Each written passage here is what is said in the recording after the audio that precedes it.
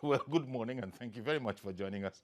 I am Yori Folani alongside Cyril Abaku. You won't know what's making me chuckle, but we leave that out of the broadcast. Good morning. Glad to Indeed. be here. Well, hopefully everything is sort of, sorting itself out on the Lagos traffic situation. It is a big deal. I mean, we talked about it right on Monday, Tuesday, and then here we are talking about it again. Well, in Lagos, I mean, transportation is everything. In fact, Lagos itself takes transportation very, very seriously. We've had people call in and tell us that. Remember when people were advising about Lagos is the water all over the place. We should make use of that alternative, and we've heard all sorts. It's not as if people don't know it themselves. So anyhow, we thought we'd check with an expert, one of the many experts in transportation in Lagos, a one-time commissioner, former commissioner for transport in Lagos State. Now he's the lead of the presidential task force on Apapa Ports road congestion. So you can see, so that is, I'm talking about Comrade Kayode Okpefa. You can see how that links into this subject, especially if it is thought that congestions there might spill over and worsen the situation on the Third Mainland Bridge. Good morning, Comrade Kayode Okpefa.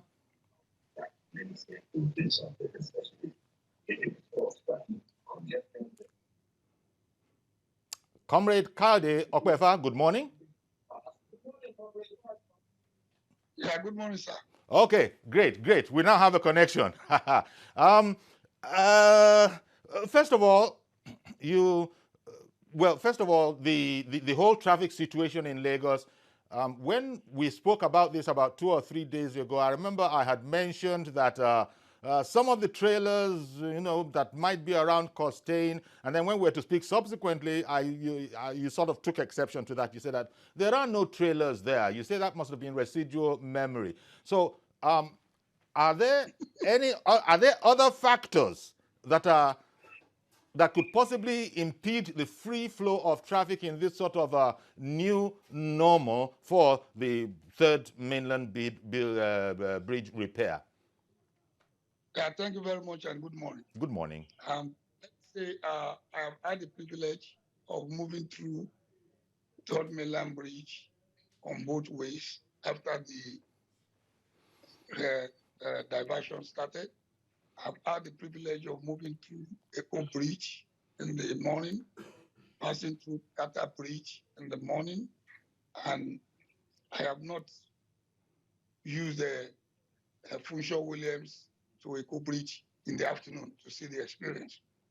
Now, talking about tankers, trailers, let me first say this. Apapa is a port city. And part of the things we see around the port city are trucks and whatever is going to the port to move goods. I also want you to know that as of today, we seem to have more cars approaching Apapa daily than trucks, including tankers, put together. In total, the Apapa axis, Costain, Ijora axis will receive about 400 to 500 tankers in a day between the hours of possibly 6 a.m. to 4 p.m. after we start getting out of Apapa. The trailers, articulated trailers, you may have about 1,000 approaching either to their nominated parks or to the port proper. Be that as it may, they are the users of this road as of a week ago. So every other person is coming to join them. So we all have to share the road. The road is a shared asset. Will it be a problem on the traffic management? The answer could be yes or no. Don't forget that additional vehicles are coming to join them, and they will now have to share the road. And it will not be appropriate to say they should leave the road for those who are coming to join them. So for those who regularly use the road, they are used to how they share the road between themselves. So in that regard, I would say it should not be a problem. But when you talk of stationary trucks, that was our discussion. I am not aware of any stationary trucks on any of those roads. If you see trucks or tankers, when I say trucks, please, it includes tankers. If you see them on those roads, they are also approaching their tank farm or approaching their trailer park or approaching the port proper. So our job is to ensure there is no stationary trucks. Our job is to ensure that in addition to the other people that will join the roads can be better shared. But from what I've seen, but what I saw yesterday, there was no impediment from tankers. What I saw on Sunday, there was none. People calling on Saturday to complain, and I told them, all you need to appreciate if you are using that road for the first time is to appreciate the fact that you are going to share it with other road users. So for vehicles, ordinary cars and the rest, you need, when you are coming to Eco Bridge in the afternoon, that's when the traffic will switch. We need to use the alternate route provided. Let me inform at this stage. Marine Bridge is closed down. That's the bridge that takes you from Ijora to Apapa. It has been turned to one lane. Now, also, Eco Bridge arm that takes you into Apapa, there are three, sorry. One has been shut down. And everybody coming will have to divert somewhere around Alaka. So there will be constriction and congestion around the diversion. Mm-hmm. So for people coming in their cars, they can take advantage of Stadium and locate Adenino Gusaya. From there to Bode Thomas. And from Bode Thomas, they connect Eric Moore. From Eric Moore, they connect Adebe and come out. But that way, they will have come out of the diversion point for the closure of Eco Bridge. So those are, ordinarily, there shouldn't have been need for this. But the Eco Bridge linking to Apapa is also shut down. And that is shut down at Alaka, even before the trucks, the tankers, and the rest. So you will see tankers in the morning, even though we have advised that they move at 10 a.m. But because where they were going, they are the only one. And they also come from all over the country. We have discovered they are coming in the morning. The Apapa can take them. They all have holding day. All the tanker park in Apapa, either Marine Beach or on Creek Road, have capacity to take all the tankers that are coming. So they also have a challenge to pass through the road with more vehicles. So we should be able to manage the situation. And the last 3 days, we have managed it. And though there are some issues, which the last men are taking care of, and that issue is that don't slow down tankers. Let them move with the cars so that they all move along, so that nobody stays stationary at every point. Thank you very much. Okay, so it's up to the LASMA guys. They can fix whatever is left of the, as you put it, management of the issues for now. But tell me, and then the tax team will take it up from Ijora end. Okay, tell me if there's going to be some sort of an additional complication. One was hearing something I'd like to sort of clear with you, check with you, that tanker drivers in that whole axis are talking about downing tools, so to speak. First of all, is that correct? And then if they were to do so, how would that affect the situation? Correct. The situation has been brought under control. So what was the situation that has now been brought under control? Why would they say that they want to down tools? That is not drive. They also saw a surge, and because we are trying to convince them to slow down, and they felt we need to engage them properly. The more they have no issue with the diversion. Their concern is, they are doing business, and they also want to get out of Apapa as early as possible. Okay. And with this, they never thought they would be this much affected, but the situation is under control. As you said, because it is their quote-unquote territory, they probably wanted to claim right of way. Maybe your guys moved in. Maybe they felt you were a bit high-handed. Maybe they were being, is it apprehended or arrested? I don't know what the proper terminology is. Yesterday, which was actually unusual, because they have their task force, they have their VIO on the road, and they believe their VIO are doing a good job. But we felt that some of them came onto the road too early. That is on the water works. Okay, I just heard that Michael from Lagos Island wants to join the program. Let's see what Michael has to say. Good morning, Michael. Good morning, sir. Thank you very much for calling in. You got any update or observation on this whole transportation situation?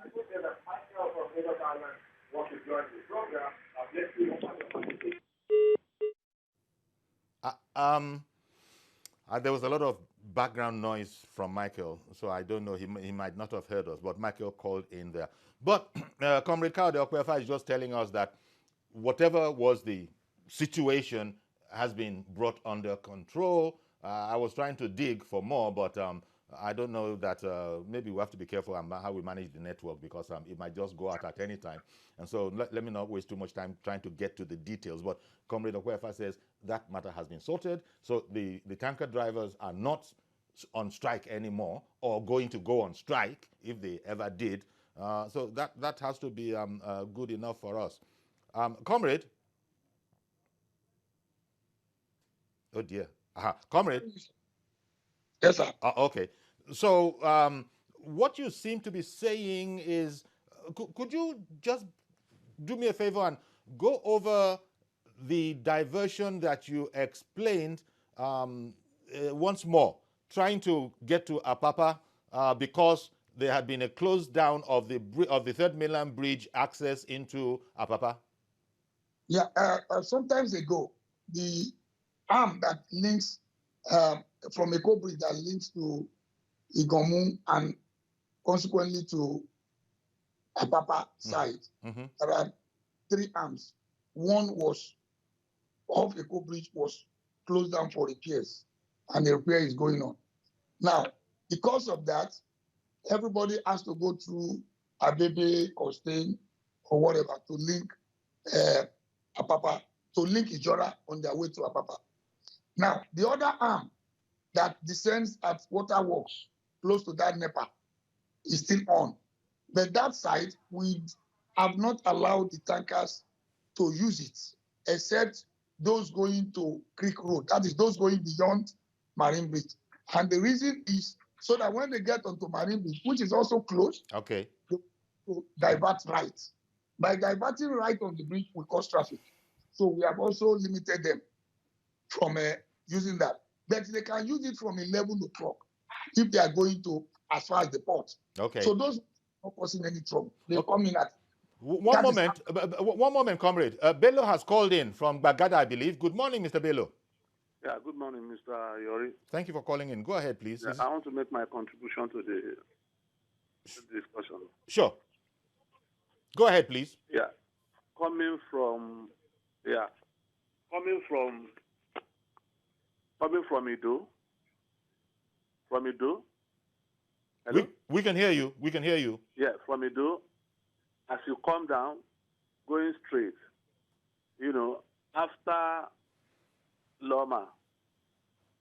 Hello? We can hear you. I think he had his own little, shall we say? No, Mr. Yori, yes, sir. If you are coming from Ido, you will branch either that is coming from Kata Bridge or coming from Ido. You either go right or you go straight. When you go straight, you go into Apapa. When you go right, you are joining the Eko Bridge again. You will see trucks there. That's the way from point where they move from their parks into the port. And that's also their exit point from Apapa onto Eko Bridge. So people don't need to be scared. The policemen are there, last man is there, RRS is there. What we don't envisage is a breakdown. And Federal Ministry of Work had fixed the road about 3 months ago in preparation for this situation. So if that's what he's trying to say, that they are there and they should not be scared. The trucks are the engine room, the second level engine room of our economy. I mean, the port. And for now, we don't have rail, we don't have waterways to move all the cargoes out of the port. Yeah. We still move by trucks. Okay. And that is to be with us for some while. Just as many other countries. But for now, the government is working on rail, is working on waterways to move cargo out of the port. But as of today, for the next month, where we will be going through this, everybody will have to share the road assets. We have removed 25% of those using Third Mainland Bridge to come and use Eko Bridge. People, so we should expect something will happen. People can also use a Butemeta when they are coming from Kata Bridge. Then what I noticed the last 3 days is that the Ijora side looks freer for them. So more people are coming through Eko Bridge, that is Akongo. More people are coming through Kata Bridge to link Eko Bridge to Ijora than people are going through Ebutemeta for water. So we also need to work on that Ebutemeta Ojibo side. Okay, so one moment, comrade. Michael has reconnected. Let's hear it from Michael. Good morning, Michael. Good morning, Mr. Yori. Yeah, quickly, please. Mr. Perry, I want to speak basically based on topic Mr. Kayode is handling now. Yes. Mr. Perry, I put it to you sometime last week. I went to Jibo area, and on my way back, it took me 4 hours to get back to Lagos Island. What This was was the cause? absolutely terrible. Okay. The BRT bus I took, I had to go and use other alternatives. Irrespective of that, we got to a particular place in Surulere where there were trailers, and it was totally no movement. That place was blocked. What part of Surulere? Stadium side? That is it is towards this Banzani area. Okay. Yeah. That place was totally blocked. The guy has to make a U-turn, trying to use other alternatives, going through Costain. That place was still blocked. It was no movement. But I believe that this... That was day before yesterday. That was day before yesterday, right? Yes. I believe that this present guy... The voice sort of petered out. Kayode, you heard him. Any comment? Sound is not part of the alternative. I know what he's talking about. Yes. You see, Eric Moore, you can connect Babsani Marshall. Yes. From Thomas, you can connect Babsani Marshall. The trailers we see on Eric Moore are those going to the bonded terminals around Babsani Marshall.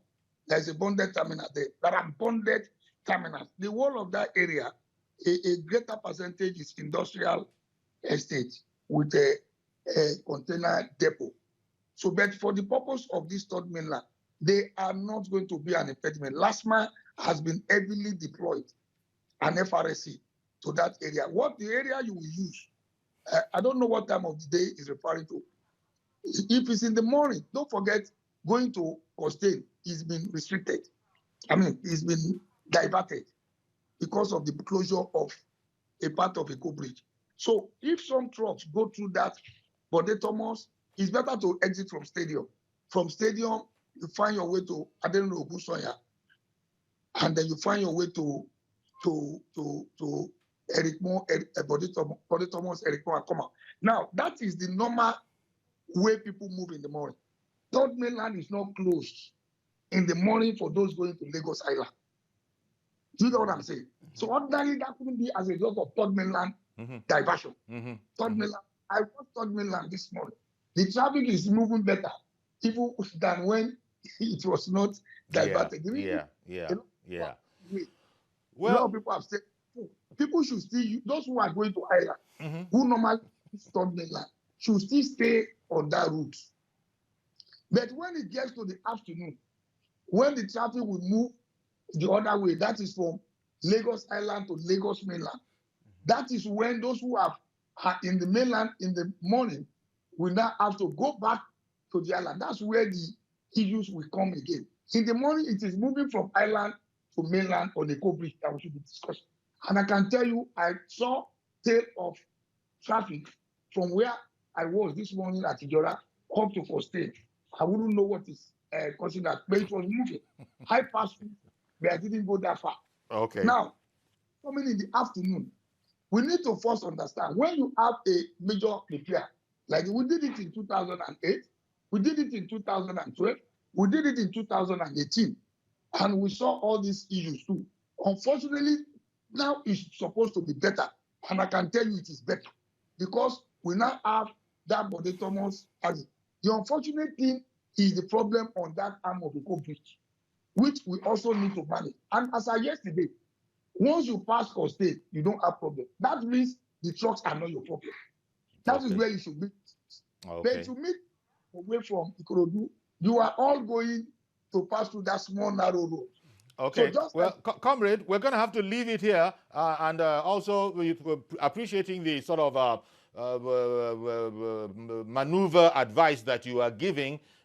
Thank you very much, Comrade Kayode Okwefa, former Lagos State Commissioner, and now the chair the leader of the presidential task force of on Apapa Port road congestion. I believe he's the vice chairman. I believe the vice president is the chairman of that particular force. Thank you very much, Comrade Okwefa. Let me just make a plea to all everybody to know that the Lagos State government is on top of this situation, and after this week, everything should even out with all of us knowing what to do. Thank you very much. All right then, appreciate you. Okay, so that's that. I don't know, do our people want us to go on break? We still have a few minutes before the top of the hour. They say they want us to go on break. Okay, stay with us, please. We'll be right back. Okay, welcome back, and let's shift gears a bit and look at, well, it's not the polity. Shall we just say, is it the judiciary? I don't know. Where is it? Perhaps the biggest news from yesterday afternoon. Okay. Yes, about the bail granted to Abdulrasheed Maina. Abdulrasheed Maina released on bail from Kuje Correctional Center.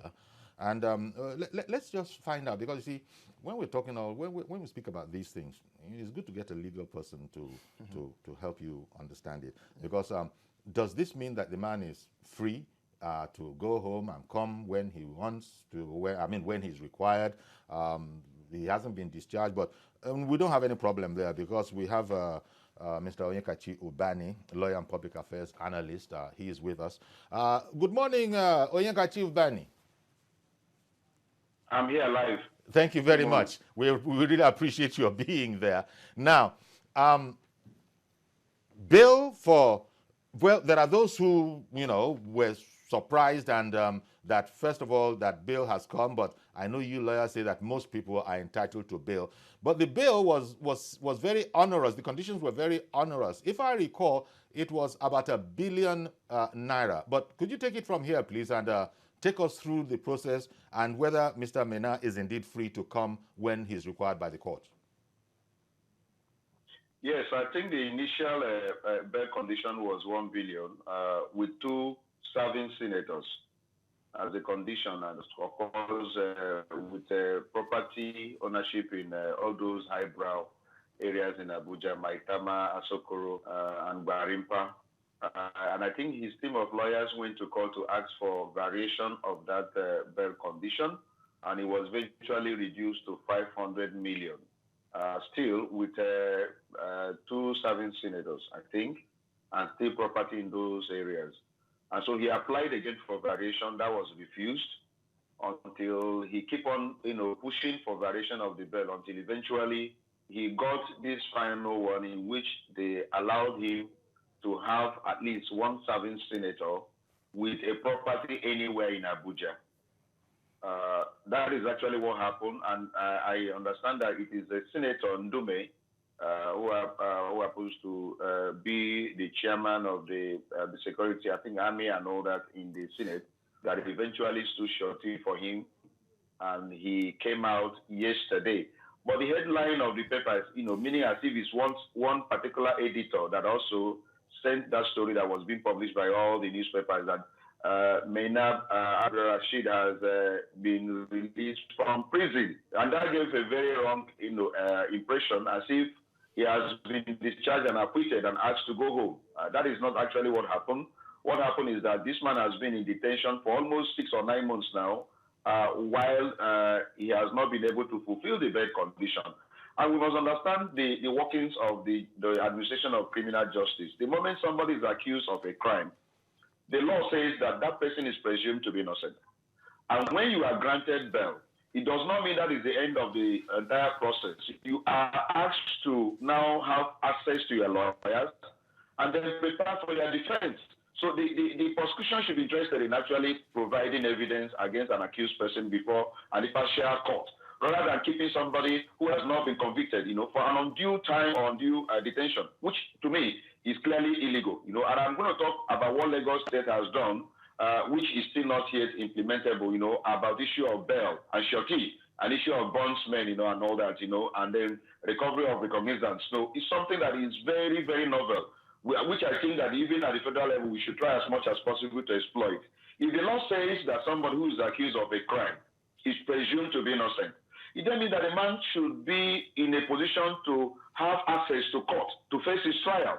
You don't detain somebody unduly for such a long time with imposition of an onerous condition of bail, making it practically impossible for this man, who the law says is presumed to be innocent, to be in detention when he has not been convicted by a court of competent jurisdiction. So we have had a situation where many people have been detained illegally, and then, leading to congestion of our correctional centers because of onerous bail conditions that are imposed by the judiciary. So I think we must begin to make a way in order to allow people who are accused of a crime, who is presumed to be innocent, to have, access to their lawyer, to come out and face their trial. The prosecution should be interested in providing evidence, that proving beyond reasonable doubt that this person has actually committed a crime. But unduly detaining somebody who has not been properly convicted in detention or in prison is not the right way to go. I've seen Nigerians reacting to that particular release yesterday. I think the man has been asked to go home after all. This is a country where corruption is. I know there is the issue of corruption and all that, but we must be able to give Nigerians proper perspective, and then, true story of what is actually going on with regard to some story headlines we cast as journalists. It's an admirable thought, what you say about the rule of law and the presumption of innocence until proven guilty and all of that. But I imagine the law also takes cognizance of facts on the ground, so to speak. This particular, what is the proper terminology now? Is it suspect?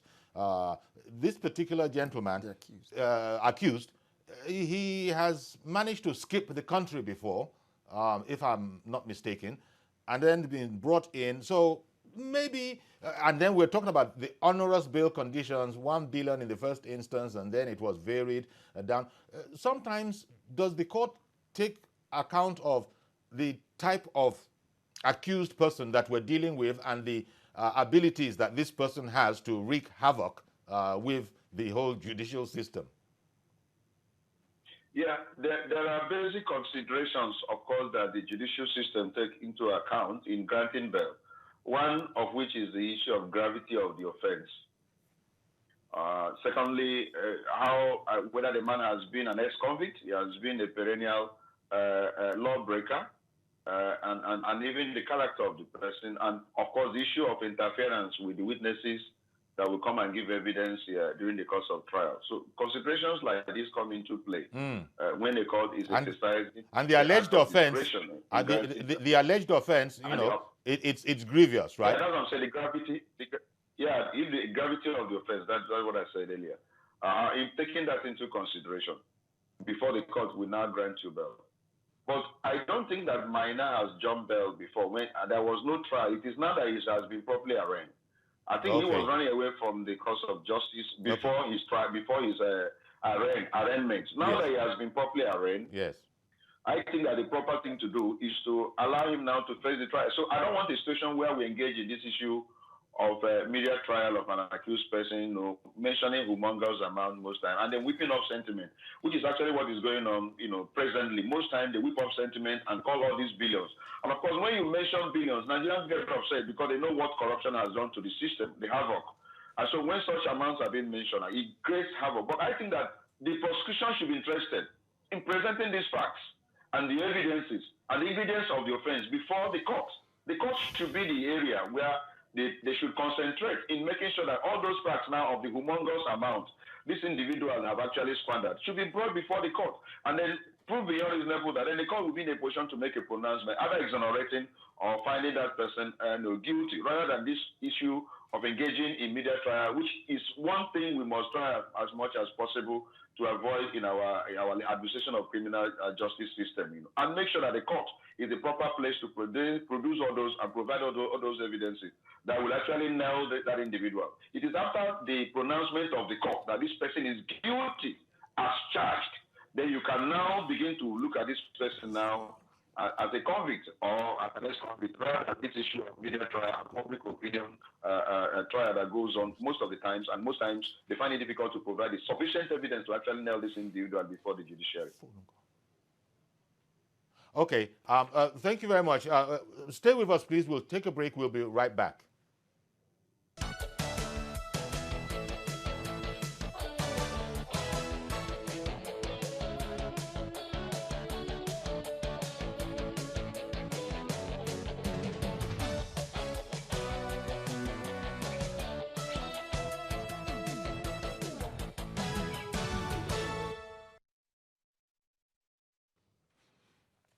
Okay, welcome back. This is like the home stretch now.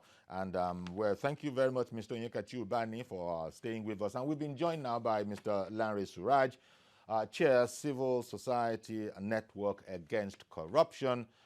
Great to have you on as well, Mr. SURAJ. Give me your comment on the bill that has been made now by Mr. Maina. He's now very onerous bill condition.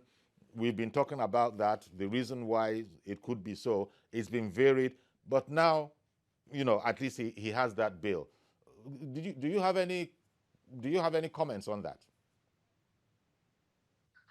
Well, my simple comment is simply to also, join in putting that development in proper context, so that people don't mistake it. Sometimes, every Nigerian actually considered innocent until proven otherwise by the court, even though the bail is discretionary, so it is not automatic for every accused person. The judge can decide based on conditions or circumstances, antecedents, or experience, not to grant bail.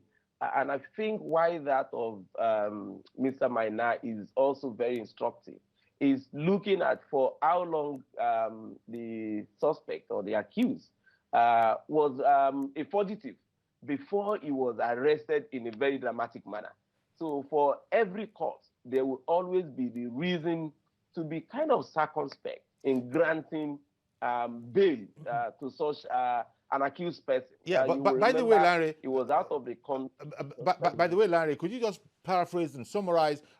Because actually, we're talking about this as Nigerians who know the details of the case. The chairman of the pension trust fund, right? A humongous amount of money that he has to account for, and so here we are. And then there was a time, as has been pointed out by Mr. Ubani, the lawyer, that look, he was not arraigned at the time he was a wall, as some people might casually put it. He actually skipped the country, and as you've just been referring to, he's been arrested. So when we keep on talking about the seriousness of the case, what are the details? Very, very briefly, please. You're talking about not just tens, but hundreds of billions of naira that was involved with the pension of innocent Nigerians who have worked, tirelessly to serve the country at the point and the time when they were meant to reap the fruit of their labor in their own relaxed retirement environment. The money was nowhere to be found. Not only was Maina not just in charge of the pension, but it was like a task force that was meant to reverse the trend and also reposition the old pension scheme. But rather than actually doing it, it was accused of not only filtering away of so much money, but even enriching quite a number of different people. Worse than the pension fund and system was found. Eventually, when he had some good working and connection during the previous regime leading to 2015, and the moment there was a change of government, he then escaped to Dubai, where he's currently, based on some of the evidence that were presented in court by EFCC, several houses, hospital business, logistics services were operated in Dubai by Mr. Abdulrasheed Maina, including with some money laundering cases where millions of dollars were moved from some banks and also in hard cash through Niger Republic to quite a number of other countries outside here by Mr. Abdulrasheed Maina. And for all the time he was wanted, like Mr. Obani said, even when the cases were filed in court, he was never there for the arraignment. So the cases were then adjourned severally. If you remember, in collaboration with the former DG DSS and the current Attorney General of the Federation, Mr. Abdulrasheed Maina was smuggled back into the country and reinstated back into the civil service. Although there was a public outcry and petition to the president when there was then the presidential directive that reabsorption should be invalidated. And that was when that was reversed, and he had to run out of the country again before he could be arrested by the EFCC, because he was being protected by the former DGDSS with the support of the Attorney General. Once the DGDSS was removed from office, he had no further shield, and then he had to run out of the country. But he never knew that he was being tracked by both the current leadership of DSS and the EFCC. And that was how he was eventually arrested with the joint collaboration and forces of both the EFCC and DSS. And Interpol, maybe. I don't know. Maybe Interpol also had a hand Possibly. in that. Possibly. Mr. Obani, Mr. Obani? Yes, I'm here. So, that's the case that his lawyers are going to have to make sense of, because I'm sure they're going to plead. Right. They're going to plead innocent. Not guilty. I beg your pardon. They're going to plead not guilty. That's the way it goes. So this is what the court system, our court system, has to make some sort of sense of, and come out with a pronouncement, really, that will be satisfactory to the whole legal system and indeed the society at large. Yeah, that is the correct position. The position of the law is that whoever alleges must prove, and the onus of proof in every criminal trial, lies squarely on the shoulders of the prosecution, and then trying to link the ingredients of the offense to the accused person is very, very key. If you hear a certain humongous amount at times, it can raise sentiment. Oh, this man squandered all this. So you must be able to trace the fact that he is the one that has put his hand into the cookie jar and have removed so much money out of the system in order to benefit himself and his cronies and friends and all that. So the issue of proof is very key, and that is where we should concentrate. Now that he has been released on bail, that's not the end of the trial. That is not the end of the matter. It is now for the prosecution now to assemble all the witnesses and then ensure that all the facts are falling in pleasant places so that they can be able now to convince the judge. And conviction is going to be based upon proof beyond reasonable doubt, because every ingredient of offense must be proved. The moment there is doubt entertained by the judge in the trial of this case, he will resolve that doubt in favor of the accused person. And that's why it is said in criminal jurisprudence that it is better for one accused person who is innocent to go scot-free than to sentence 9 accused persons who are, clearly innocent. So it's a criminal jurisprudence. It's important we, make it, very clear to the prosecution that this is a very important case that Nigerians will be waiting to see how they will handle it, so that they don't mess it up. I think it's EFCC that's presently prosecuting him. So getting the best lawyers, getting the best prosecutors that will handle this matter and be able to pieces all the entire evidence and get it together in order to make sense before the judge, who's an impartial judge, who wasn't there when the offense was committed, is very key. And so I wish them good luck in order to ensure that we get it right this time around. Yeah, well, Mr. Bani, I have just one question. Mr. Mina's lawyer was reported to have said that this bill could have been perfected a little earlier than yesterday, but for some administrative bottlenecks going from one government office to another. Now, my question is, it has taken us about, 9 months or so, to even secure and perfect bill. What does this say about the speed with which we can dispense with criminal cases of this magnitude? It won't be the first, and perhaps not even the last. Very intelligent question, my brother, Sir. Now, I was saying that there's a particular procedure and process Lagos State started with the last chief judge. It's called the issue of bondsmen, professional bondsmen. Now, it's something that is already in the Administration of Criminal Justice Law of Lagos State, I think Section 138. Now, the process is this. There must be professional people or companies that will stand, licensed by the state government, who will stand surety for any accused person at any point in time. It makes administration of criminal justice to be very easy and make access, and also decongesting our correctional center.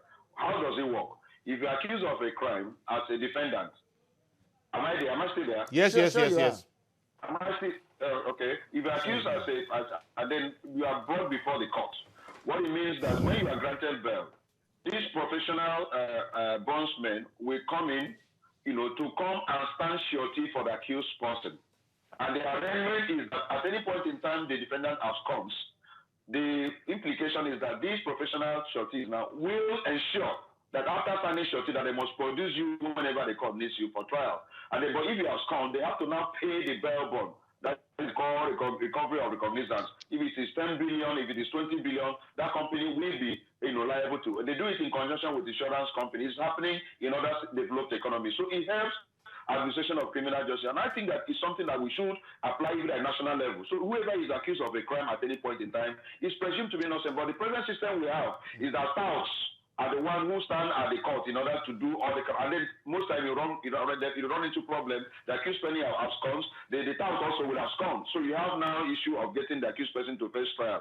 But if we normalize it and perfect it in a legal system where the state now will be involved in licensing these professional bondsmen who will stand surety and all that, it will make it easier in administration of criminal justice. So he wouldn't have stayed up to 9 months without proper conviction, and maybe by now trial would have gone either halfway or even near completion. But look at how many months he has spent in detention without conviction. Okay, one moment, please. One moment, Mr. Bani. Let me just pause for a caller. Good morning, Mr. George. Good morning, Uncle Yori. Yeah, thank you for calling in. Uncle Yori, I used to wonder whether lawyers do, at their quiet moment, reflect on the kind of advice they give when crimes and criminals are concerned. It occurs to me that they always see it from the prism of business. When somebody has committed an offense and how that person is treated after committing that offense. Do you know how many pensioners and their families that are affected by the activities of Maina? You know how many of them have died in the process? You know what they are suffering, the economic and whatever sufferings they are going through and their families? Okay. Thank you very much for calling in, Mr. George.